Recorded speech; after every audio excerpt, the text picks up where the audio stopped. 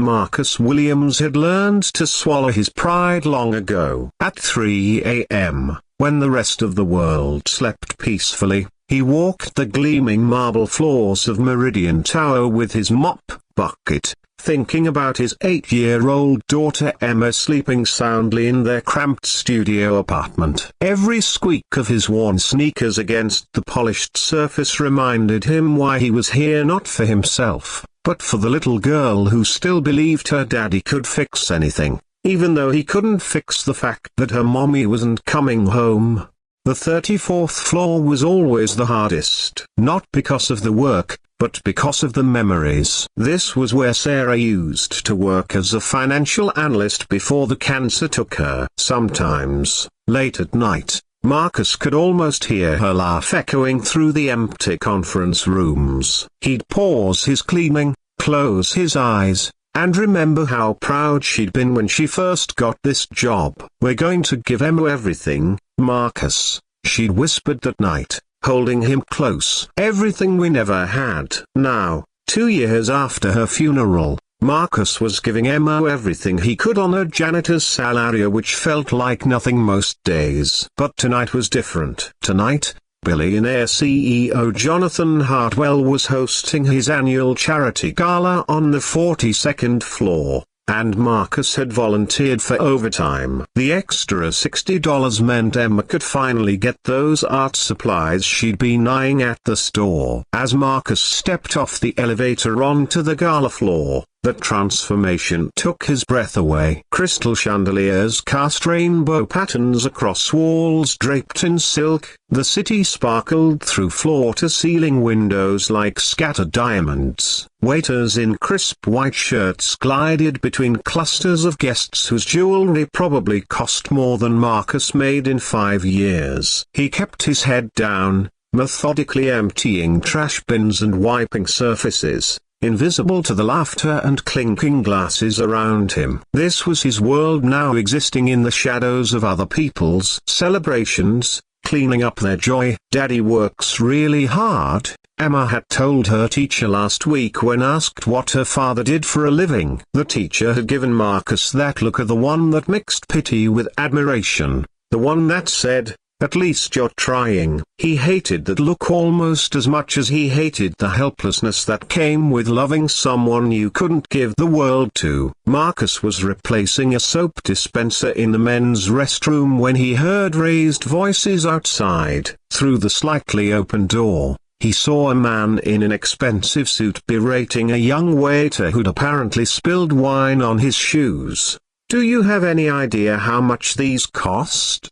the man shouted, his face red with rage. "This is exactly why people like you should stick to serving hamburgers instead of pretending you belong around decent society." The waiter, who couldn't have been more than 19, stood frozen with humiliation as other guests pretended not to notice. Marcus's hands clenched around the paper towels he was holding. He'd been that kid on SEA working 3 jobs to put himself through community college, enduring the casual cruelty of people who'd never worried about rent.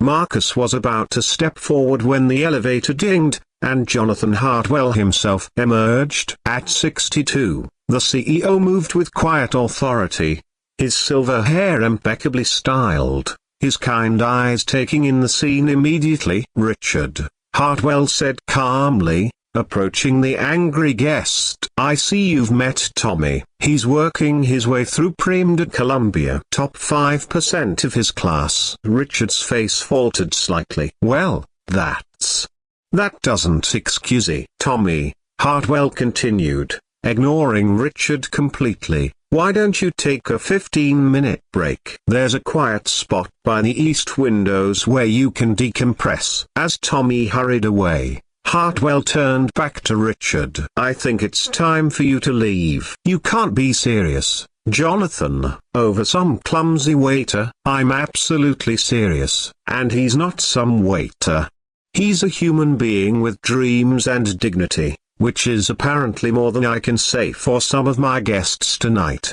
Richard sputtered about business partnerships and mutual friends, but Hartwell had already turned away. signaling security with a subtle nod. Marcus watched from the restroom doorway, stunned by the billionaire's quiet defense of a college kid he barely knew. But the evening wasn't over. Marcus was wheeling his car toward the service elevator when disaster struck. The wheel caught on the carpet edge, sending his entire cart sideways. Cleaning supplies crashed to the floor, spreading a cocktail of soapy water across the marble in front of a group of startled socialites. "Oh my God!" one woman shrieked, jumping backward as suds splashed toward her designer gown. "This is absolutely ridiculous. Who let this man up here?" Marcus dropped to his knees, frantically trying to contain the spill with his bare hands, his face burning with shame. I'm so sorry,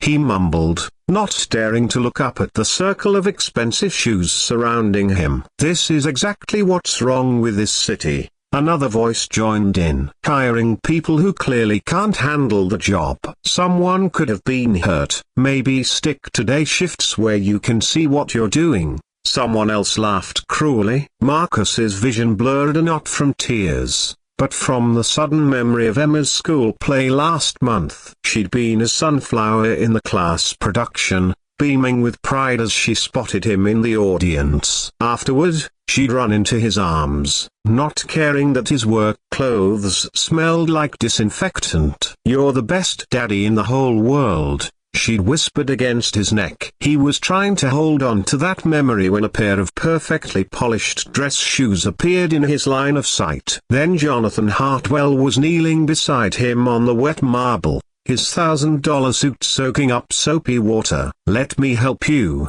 Hartwell said quietly, grabbing paper towels from Marcus's scattered supplies. The circle of onlookers fell silent, their casual cruelty suddenly inappropriate in the presence of their host. Marcus looked up, meeting Hartwell's eyes for the first time. "Mr. Hartwell, you don't need to your suit-eater. It's just a suit, Marcus." Hartwell's use of his name was gentle but firm. "Are you hurt?" That was quite a spill. You know my name?" Hartwell smiled, continuing to help clean. "Of course. You've been keeping this building spotless for what, 3 years now? You work the overnight shift because your daughter needs you home after school. Emma, right? 8 years old. Loves to draw." Marcus's hands stilled on the towels. "How could you possibly know that?" "Because I make it my business to know the people who make this company possible." "Security mentioned you volunteer for every overtime shift available.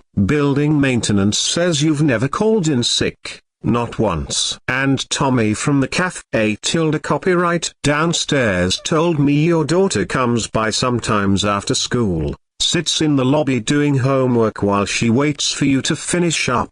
The socialites had begun to drift away, their appetite for public humiliation apparently satisfied. But Marcus barely noticed. He was staring at this billionaire who somehow knew more about his life than his own neighbors. "Mr. Hartwell, yeah, you know what I see when I look at you, Marcus?" Hartwell interrupted, standing and extending his hand to help Marcus up. "I see a man who lost his wife 2 years ago and never missed a day of work. A father who's raising a daughter on his own and doing a damn good job of it. A person who treats this building like it's his own home because he understands that excellence isn't about the size of your paycheck, it's about the size of your character."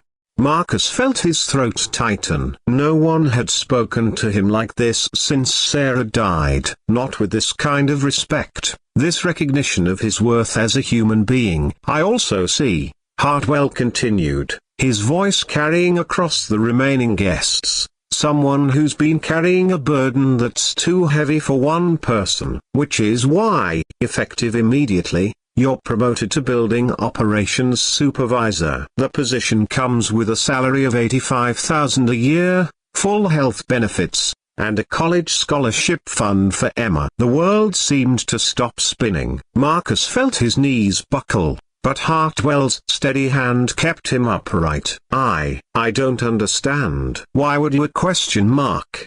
"Because 3 weeks ago, You found Mrs. Chen from accounting passed out in the stairwell during your shift. Instead of just calling security, you stayed with her until the paramedics arrived. You held her hand and kept her calm. The doctors said those extra minutes of care you provided likely saved her life. Marcus barely remembered that night. Mrs. Chen had looked so scared, so alone. He'd simply done what felt right. And last month, Hartwell continued, you spent your lunch break helping Tommy study for his MCAT. He told me you used to dream of being a doctor yourself, before life took you in a different direction. But instead of being bitter, you decided to help someone else achieve what you couldn't. That's what you do for people, Marcus whispered. Exactly. Hartwell smiled. That's what good people do. And good people shouldn't have to choose between dignity and survival. As word spread through the gala, something beautiful happened. The same guests who'd stood silent during Marcus's humiliation now approached with genuine respect. Mrs. Patterson, whose harsh words had stung the deepest, quietly pressed a business card into his hand. My company sponsors art programs for children, she said softly. Emma might enjoy our summer workshops. Later that night, as Marcus finally headed home, he found Hartwell waiting by the elevator. There's one more thing, the CEO said, handing him a small wrapped package. Emma's birthday is next week, isn't it? Marcus opened it with trembling hands. Inside was a professional answer to everything Emma had been dreaming of and more. How did you? ? Tommy mentioned she's quite the artist. I thought she might like some proper supplies. As the elevator descended, Marcus found himself crying, and not from shame this time, but from a joy so profound it physically hurt. When he got home, Emma was still asleep, her latest drawing taped to the refrigerator, a stick figure man with a mop, labeled "My Hero Daddy." 6 months later, Marcus stood in his new office, watching Emma color at the small desk he'd set up in the corner. The scholarship fund was growing, her grades were improving, and for the first time since Sarah's death, the future felt bright with possibility.